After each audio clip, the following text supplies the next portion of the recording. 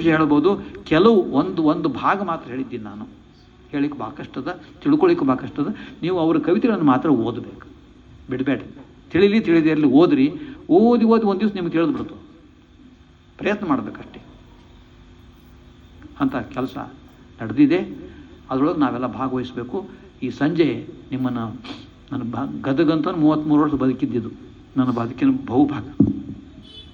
ಇಲ್ಲೇ ಸಾಹಿತ್ಯದ ಕಲೆಯ ಕೆಲಸಗಳನ್ನು ಕೂಡ ನನಗೆ ತಿಳಿದ ಮಟ್ಟಿಗೆ ಮಾಡಿದ್ದೀನಿ, ಸಾಧ್ಯದಷ್ಟು ಮಾಡಿದ್ದೀನಿ. ಅದು ಈ ಕಾಲಕ್ಕೂ ಬೆಳಿಬೇಕು. ಅದಕ್ಕೆ ಸಾಹಿತ್ಯ ಕಲಾವೇದಿಕೆ ಅಂತ ನಮ್ಮ ಗೆಳೆಯರು ಇಟ್ಟಾರಲ್ಲ, ರಾಜ್ ಪುರೋಹಿತರು ಮತ್ತು ಅರವಿಂದ್ ಜೋಶಿಯವರು ಇಟ್ಟಾರಲ್ಲ, ಇದು ಭಾಳ ಅರ್ಥಪೂರ್ಣದ. ಇದು ತಿಂಗಳಿಗೊಮ್ಮೆ ಆದರೂ ನಾವೆಲ್ಲ ಸೇರಿ ಬೇಂದ್ರೆ ಅಂತ, ಇನ್ನೂ ಒಳ್ಳೆಯ ಕವಿಗಳಿದ್ದಾರೆ. ಬೇಂದ್ರೆ ಒಬ್ಬರೇ ಅಲ್ಲ, ಅನೇಕ ಕವಿಗಳಿದ್ದಾರೆ, ಒಳ್ಳೆಯ ಕವಿಗಳಿದ್ದಾರೆ. ಪೂರ್ಣಚಂದ್ರ ತೇಜಸ್ವಿ ಅಂತ ಕಥೆಗಾರಿದ್ದಾರೆ, ಭೈರಪ್ಪರು ಇದ್ದಾರೆ. ಇವ್ರನ್ನೆಲ್ಲ ಮತ್ತೆ ಓದಬೇಕು. ನಾವು ಓದಿ ಮತ್ತು ಒಂದು ಹೊಸ ಜೀವನಕ್ಕೆ ನಮಗೆ ನಾವೇ ತಯಾರಾಗಬೇಕ್ರಿ. ಜೀವನ ಯಾರೂ ಕೊಡೋದಿಲ್ಲ, ನಾವೇ ನಮ್ಮ ಜೀವನವನ್ನು ರೂಪಿಸಬೇಕಾಗ್ತದೆ. ಆ ಪ್ರಯತ್ನದೊಳಗೆ ಇಂಥ ಒಂದು ಕಾರ್ಯಕ್ರಮ ಮಾಡಿರಿ, ನನ್ನನ್ನು ಕರೆಸಿರಿ. ನಮಸ್ಕಾರ. ಬೇಂದ್ರೆ ಬಗ್ಗೆ ಏನಾದ್ರು ಕೇಳಿದ್ರೆ ಒಂದು 5 ನಿಮಿಷ ಮಾತಾಡ್ಬೋದು. ಅವರ ಕಾವ್ಯ ಜೀವನ ನಿಮಗೇನಾದ್ರು ಕೇಳುವಂಥದ್ದಿದ್ರೆ, ಸಂಶಯ ಇದ್ದರೆ ಕೇಳ್ಬೋದು. ಇತ್ತೀಚೆಗೆ ನಾನೇ ಒಂದು ಪ್ರಶ್ನೆ ಕೇಳ್ತೀನಿ. ಇತ್ತೀಚೆಗೆ ಸಿನಿಮಾ ನಟರಿಗೆ ಇಬ್ಬರಿಗೆ ಕರ್ನಾಟಕ ರತ್ನ ಕೊಟ್ಟರು. ಸುದ್ದಿ ಆತದು, ಕೊಡಲಿ, ಏನು ತಪ್ಪಿಲ್ಲ, ಅದ್ರ ಬಗ್ಗೆ ನಾವು ಮಾತಾಡ್ತಾ ಇಲ್ಲ. ಅದನ್ನು ಕೊಟ್ಟ ಕೂಡಲೇ ಕೆಲವರು ಬೇಂದ್ರೆ ಅವರಿಗೆ ಕರ್ನಾಟಕ ರತ್ನ ಕೊಡ್ರಿ ಅಂತ ಪೇಪರ್ನಾಗ ಬರೆದ್ರು.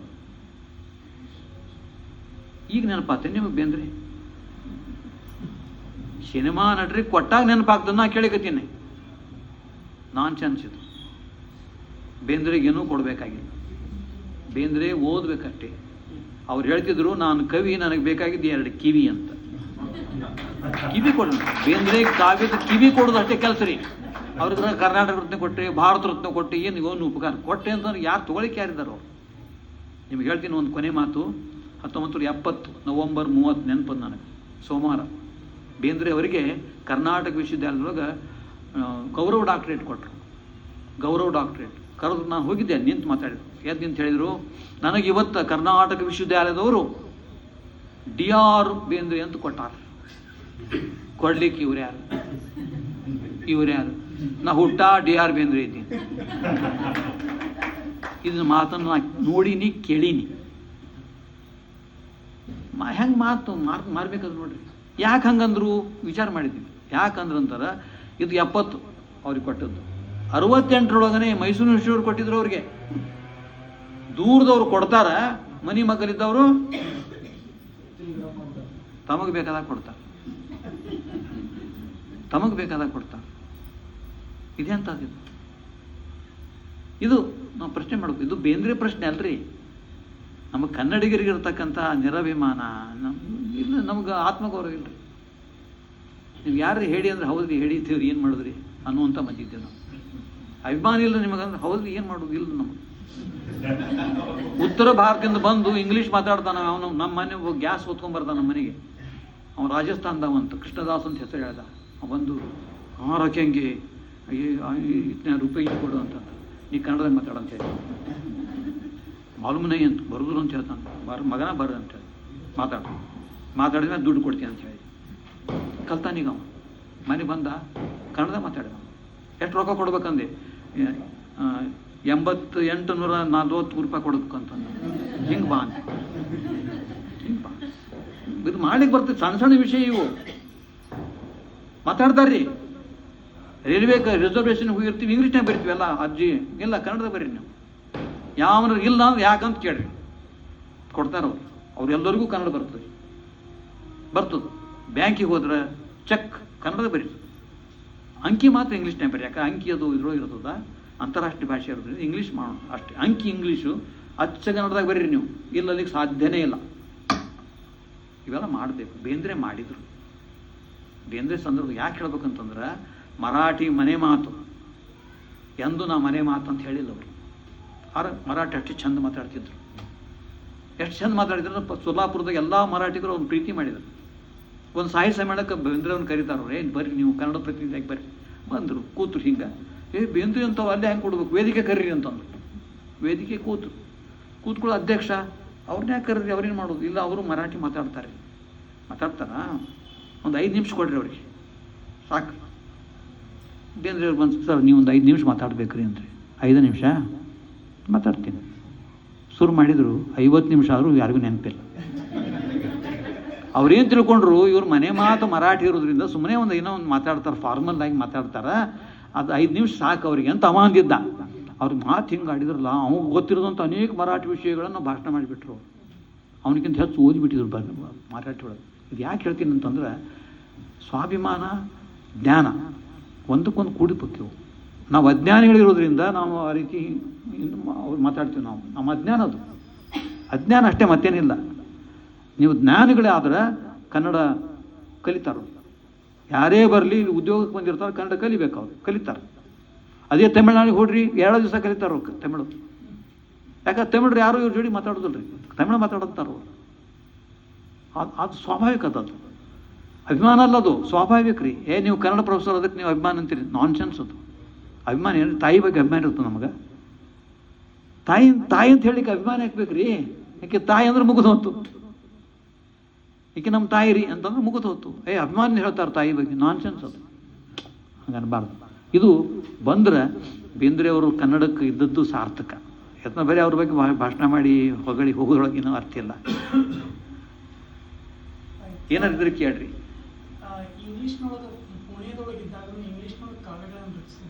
ಬರೆದು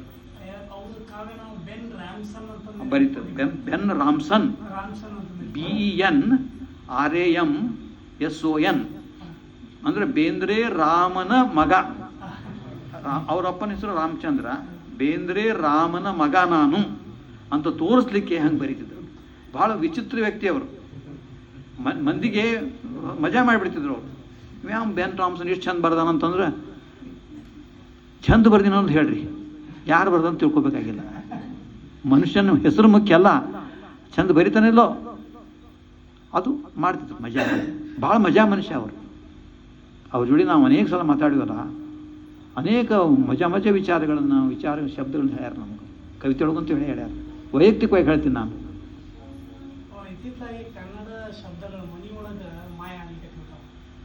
ಬಿಡ್ರಿ, ಅವೆಲ್ಲ ತಿಳ್ಕೊಬೇಡ. ಬೇಂದ್ರೆ ಬಗ್ಗೆ ಅಷ್ಟೇ ಕೇಳ್ರಿ. ಮಾಯ ಆಗುತ್ತೋ ನಮ್ಮ ಹಣೆ ಬರ ಅಷ್ಟೇ ಹೇಳಿ ಸೊಳ ಮಕ್ಕಳು. ಕನ್ನಡಿಗರಿಗೆ ಇದು ಇಲ್ರಿ, ಏನೂ ಅಭಿಮಾನ ಇಲ್ಲ. ಅಭಿಮಾನ ಅಂದ್ರೆ ಜ್ಞಾನ ಇಲ್ಲ. ನಾ ಹೇಳೋದು ಅಭಿಮಾನ ಅನ್ನೋಕ್ಕಿಂತ ಜ್ಞಾನನೇ ಇಲ್ಲ. ನಾವು ಕನ್ನಡಿಗರು ಅನ್ನೋದು ಜ್ಞಾನನೇ ನಮಗಿಲ್ಲ. ಹಿಂಗೆ ಏನೇನೋ ಮಾಡ್ತೀವಿ, ನಾವು ಕಳ್ಕೊಂಡಿವಿ. ಮತ್ತು ಕೆಡಿಸ್ಲಿಕ್ಕತ್ತೀವಿ. ಮಕ್ಕಳಿಗೆ ನಾವು ಮಾರ್ಗದರ್ಶನ ಸರಿ ಇಲ್ಲ, ಅದು ಮಾಡಬಾರ್ದು. ಬೇಂದ್ರೆ ಬಗ್ಗೆ ಮತ್ತೇನು ಕೇಳ್ತೀವಿ ಹೇಳ್ರಿ, ನಿಮ್ಗೆ ಏನಾದ್ರು ತಿಳಿದಿದ್ರೆ. ಬೇಂದ್ರೆ ಅವ್ರು ಅನೇಕ ಸಲ ನಾ ಹೇಳಿಲ್ಲ, ಬೇಂದ್ರೆ ಹೇಳಿಸಿದ್ರು ನನಗೆ. ನಂದೇನು ಇದ್ರೊಳಗೋ ಇಲ್ರಿ. ಆತು.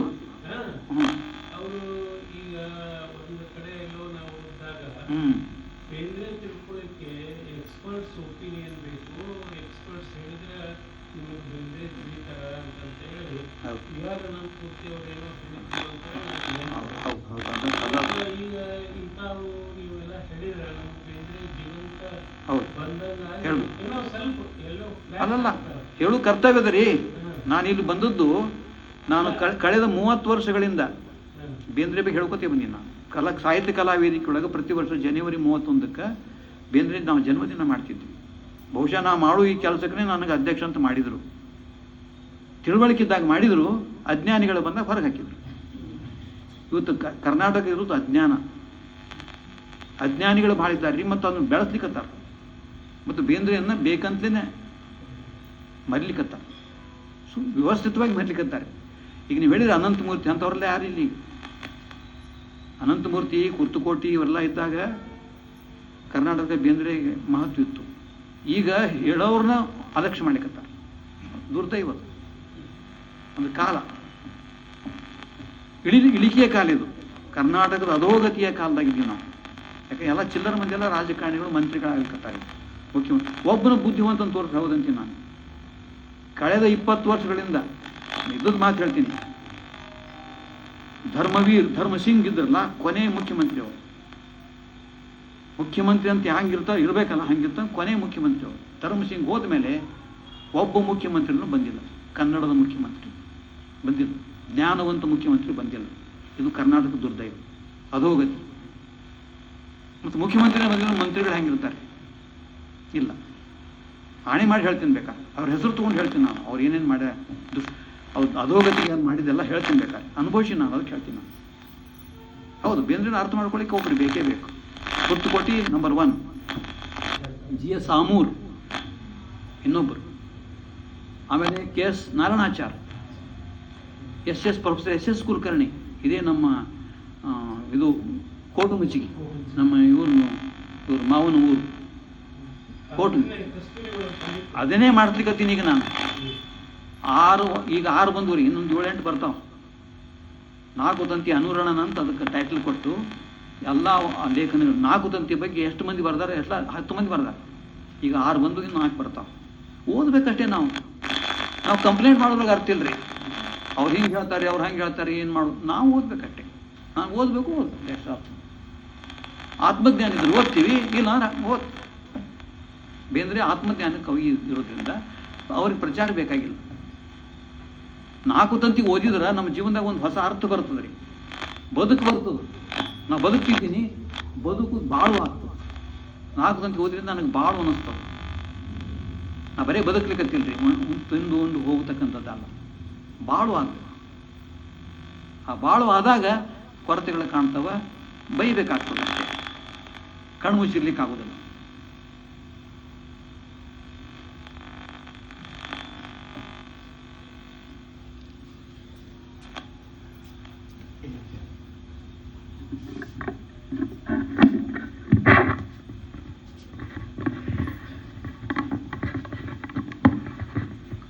ಜೀವನದ ಅನುಭವಗಳನ್ನು ಲೌಕಿಕ ಅನುಭವ ಆದರೆ ಅಲೌಕಿಕದ್ದು ಆನುಭಾವ.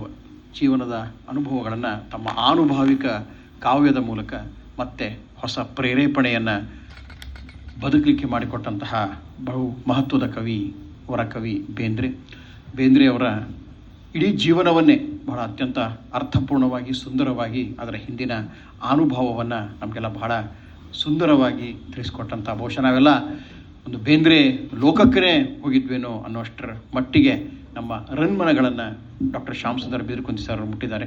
ಅವರಿಗೆ ನಮ್ಮ ಸಾಹಿತ್ಯ ಕಲಾ ವೇದಿಕೆಯ ಪರವಾಗಿ ತುಂಬು ಹೃದಯದ ಧನ್ಯವಾದಗಳನ್ನು ಅರ್ಪಿಸ್ತಾ ಇದ್ದೀವಿ. ಸಾಹಿತ್ಯ ಕಲಾ ವೇದಿಕೆಯ ಪರವಾಗಿ ಶ್ರೀ ರಮೇಶ್ ಹತ್ತಿಕಾಳ್ ಅವರು ಈಗ ಶ್ರೀ ಡಾಕ್ಟರ್ ಶ್ಯಾಮ್ ಸುಂದರ್ ಬಿದಿರುಕುಂದಿ ಸರ್ ಅವ್ರನ್ನ ಅಭಿನಂದಿಸಬೇಕು ಅಂತ ಕೇಳ್ಕೊತಾ ಇದ್ದೀವಿ. ಜೊತೆಗೆ ಅವರು ವೈಯಕ್ತಿಕವಾಗಿ ಕೂಡ ತಮ್ಮ ಪ್ರೀತಿಯ ಗುರುಗಳಿಗೆ ಅವರ ಅಭಿನಂದನೆಯನ್ನು ಸಲ್ಲಿಸ್ತಾ ಇದ್ದಾರೆ.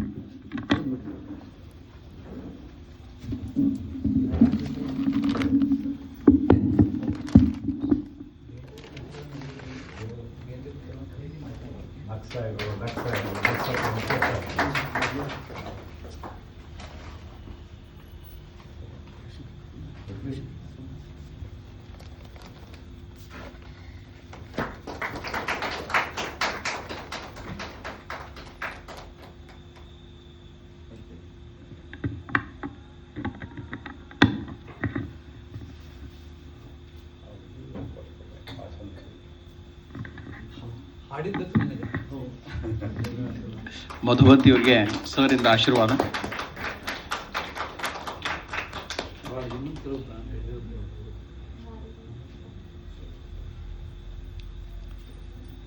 ರಮೇಶ್ ಹತ್ತಿಕಾಳ್ ಅವರಿಗೆ ತುಂಬ ಹೃದಯದ ಧನ್ಯವಾದಗಳು. ಈಗ ನಮ್ಮ ಸಾಹಿತ್ಯ ಕಲಾ ವೇದಿಕೆಯ ಪರವಾಗಿ ನಮ್ಮ ಹಿರಿಯರಾದ ಶ್ರೀ ರಾಮಚಂದ್ರ ಮೋನಿ ಅವರು ನಮ್ಮ ಬಿದಿರುಕುಂದಿ ಸರ್ ಅವರಿಗೆ ಒಂದು ನೆನಪಿನ ಕಾಣಿಕೆಯನ್ನು ಸಮರ್ಪಣೆ ಮಾಡಬೇಕಂತ ವಿನಂತಿ ಮಾಡ್ಕೊತಾ ಇದ್ದೀವಿ.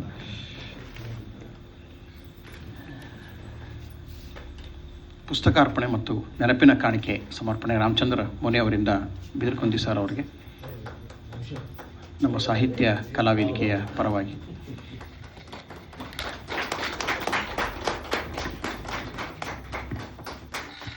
ಈ ಪುಸ್ತಕ ಕೊಟ್ಟಿದ್ದಕ್ಕೆ ಬೇಂದ್ರೆಯವರ ಒಂದು ವಿಷಯದಾಗ ನಾನು ನೆನಪು ಹೇಳಬೇಕು. 1936 ವಿಜಯನಗರ ಸಾಮ್ರಾಜ್ಯದ 600ನೇ ವಾರ್ಷಿಕೋತ್ಸವ ಹಂಪಿಯೊಳಗೆ ನಡೀತು. ಹಂಪಿಯೊಳಗದು ನಡೀಬೇಕಂತ ಹೇಳಿದವರು ಇವರು, ಎಂದಿಗೂ ಮರೆಯಲಾಗದ ಮಹಾಭಾಗವತ ಗದಗಿನವರು, ಕುರ್ತುಕೋಟಿಯವರು. ಜಗದ್ಗುರು ಕುರ್ತುಕೋಟಿ ಅಂತ ಇವರಿಗೆ ಕರೀತಿದ್ರು. ಒಂದು ಜಗದ್ಗುರು ಕುರ್ತುಕೋಟಿ ಮಠದ ಅಧ್ಯಕ್ಷರಾಗಿದ್ದರು. ಇಡೀ ಭಾರತದೊಳಗೆ ಕನ್ನಡ ನಾಡಿನ ಬಗ್ಗೆ ಜ್ಞಾನ ಕೊಟ್ಟರು. ವಿಜಯನಗರ ಸಾಮ್ರಾಜ್ಯ ಅಂದರೆ ಕರ್ನಾಟಕ ಸಾಮ್ರಾಜ್ಯ. ಮರ್ತು ಬಿಟ್ಟಿದ್ದೀವಿ. ಗತವೈಭವ ಆಗಬಾರ್ದು. ಕರ್ನಾಟಕ ಏಕೀಕರಣ ಆಗಬೇಕಾಗಿದ್ರೆ ಅದನ್ನು ನೆನಪಿಸಿಕೊಂಡು ಮತ್ತೊಮ್ಮೆ ಸಾಲಿಡ್ಯಾರಿಟಿ ಬರಬೇಕು ನಮ್ಮ ಕನ್ನಡಿಗರಲ್ಲಿ. ಆದ್ರಿಂದ ನೀವು ಅದನ್ನು ಮಾಡ್ರಿ, ಅದಕ್ಕೆ ಬೇಕಾದ ಖರ್ಚು ನಾ ಕೊಡ್ತೀನಿ ಅಂತ ಹೇಳಿದವರು.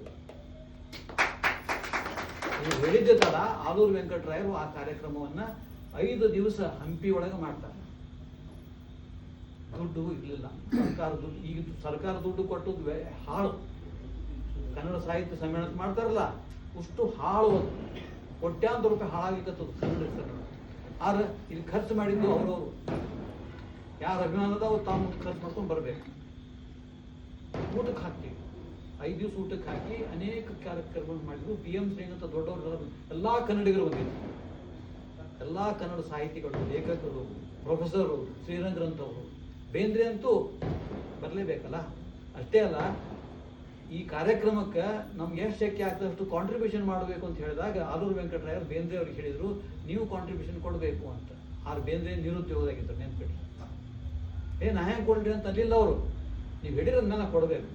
ಹ್ಯಾಂಗೆ ಕೊಡ್ಬೇಕಂತಂದ್ರೆ ಹೈದರಾಬಾದಕ್ಕೆ ಹೋದ್ರು ಬೇಂದ್ರೆ 35-36ನೇ ಇಸ್ವಿ. ಹೋಗಿ ನಾನು ಕಾವ್ಯ ವಾಚನ ಮಾಡ್ತೀನಿ, ನೀವು ಯಾರು ಬೇಕು ಬರ್ರಿ ಕೇಳ್ರಿ, ಆ ಕಾವ್ಯ ವಾಚನಕ್ಕೆ 5,000 ರೂಪಾಯಿ ಕೊಡ್ಬೇಕು. 5,000 ರೂಪಾಯಿ ಕೊಡ್ಬೇಕು.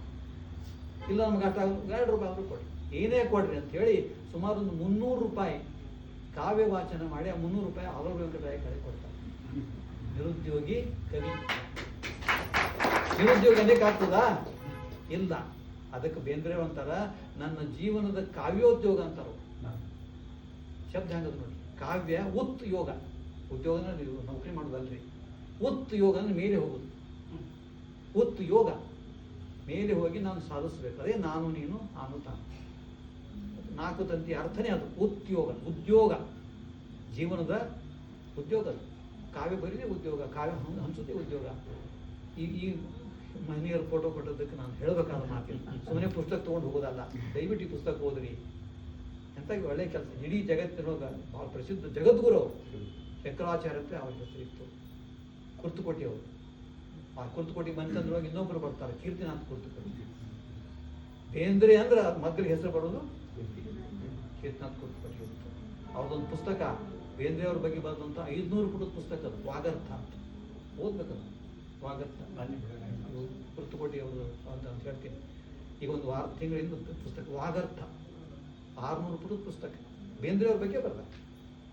ಅದಕ್ಕೆ ಬೇಂದ್ರೆ ಅರ್ಥ ಆಗೋದಲ್ರಿ ಅಂತ ಅನ್ಬೇಡ್ರಿ, ಓದ್ರಿ, ಅರ್ಥ ಆಗ್ತಾರೆ. ಮತ್ ಓದ್ಬೇಕಷ್ಟೇ. ವೈಯಕ್ತಿಕ ಓದ್ಬೇಕು. ವಿಮರ್ಶಕರದ್ದು ಏನು ಹೇಳ್ಯಾರ ಓದ್ಬೇಕು. ನಾವು ಓದಿದ್ರೆ ಅರ್ಥ ಆಗ್ತಾರ. ಅರ್ಥ ಆಗದಂತ ಅಂತ ಕೆಟ್ಟ ಇದು ಅಲ್ಲ. ತಮ್ಮ ಸಲುವಾಗಿ ಅವ್ನು ಬರ್ದೇ ಇಲ್ಲ ಅವರು. ನಿಮಗೆ ಬರ್ದ, ನಮಗೆ ಬರ್ದ, ಕನ್ನಡಿಗರಿಗೆ ಬರ್ದ. ಮತ್ತು ಕನ್ನಡಿಗರು ಓದಿದ್ರೆ ಮತ್ತಾರು ಹೋಗಿ ಕೇಳಿ ಅದು. ಅದರಿಂದ ಇಂಥ ಪುಸ್ತಕ ಕೊಟ್ಟಿದ್ದಕ್ಕೆ ನಾನು ಧನ್ಯವಾದ ಹೇಳಬೇಕು. ನಮಸ್ಕಾರ.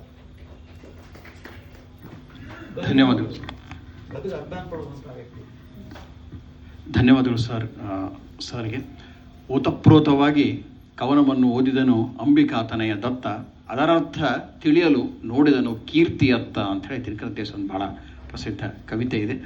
ವಾಗರ್ಥ ಪುಸ್ತಕವನ್ನು ಸಮೀರ್ ಜೋಶಿ ಅವರು ಯಾರಿಗೆ ಬೇಕು ನೀವು ಲಿಸ್ಟ್ ಮಾಡಿ ಕಳಿಸ್ರಿ, ನಾನು ಕಳಿಸ್ತೀನಿ ಅಂತ ಹೇಳಿದ್ದಾರೆ. ಮನೋಹರ್ ಗನ್ಪಾಲೆ ಅವರು ತಾವು ಯಾರಿಗೆ ಬೇಕು, ಮತ್ತು ಮಹಾಭಾಗವತರ ಪುಸ್ತಕ ಕೂಡ ನನ್ನ ಕಡೆ ಲಭ್ಯವಿವೆ. ತಾವು ಯಾರು ಬೇಕು ಹೇಳಿದರೆ ನಾನು ಖಂಡಿತವಾಗಿ ತರಿಸ್ಕೊಡ್ತೀನಿ ಅನ್ನೋಂಥ ಮಾತುಗಳನ್ನು ಹೇಳ್ತಾ ಮತ್ತೊಮ್ಮೆ ಮತ್ತೆ ಬೇಂದ್ರೆನ ಓದಲಿಕ್ಕೆ ಒಂದು ಹೊಸ ಪ್ರೇರೇಪಣೆಯನ್ನು ಕೊಟ್ಟಂತಹ ಬಿದಿರುಕುಂದಿ ಗುರುಗಳಿಗೆ ಧನ್ಯವಾದ ಅರ್ಪಿಸ್ತಾ, ಇವತ್ತಿನ ಈ ಕಾರ್ಯಕ್ರಮ ಬಹಳ ಯಶಸ್ವಿಯಾಗಲಿಕ್ಕೆ ಬಹಳಷ್ಟು ಜನ ಸಹಕಾರ ನೀಡಿದ್ದಾರೆ.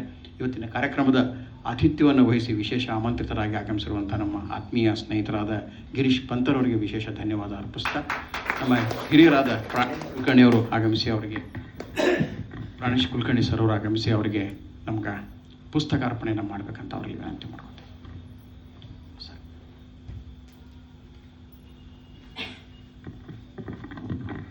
ಕಾರ್ಯಕ್ರಮಕ್ಕೆ ಸಹಾಯ ಸಹಕಾರ ಗಿರೀಶ್ ಪಂತರವರಿಗೆ ಮತ್ತೊಮ್ಮೆ ಧನ್ಯವಾದಗಳು. ನಮಗೆ ಈ ರೀತಿಯ ಸಾಹಿತ್ಯ ಕಾರ್ಯಕ್ರಮಗಳನ್ನು, ಬಹಳ ಗಂಭೀರವಾದ, ರಸಗ್ರಹಣವಾದ, ಅತ್ಯಂತ ಮೌಲ್ಯಯುತವಾದ ಕಾರ್ಯಕ್ರಮಗಳನ್ನು ಮಾಡಬೇಕು ಅಂಥೇಳಿ ಬಹಳ ದಿನಗಳಿಂದ ನಮ್ಮಲ್ಲಿಗೆ ಒಂದು ಆಶಯ ಇತ್ತು, ನನಗೆ ಮತ್ತು ನಮ್ಮ ಹಿರಿಯರಾದ ರವೀಂದ್ರ ಜೋಶಿ ಅವರಿಗೆ.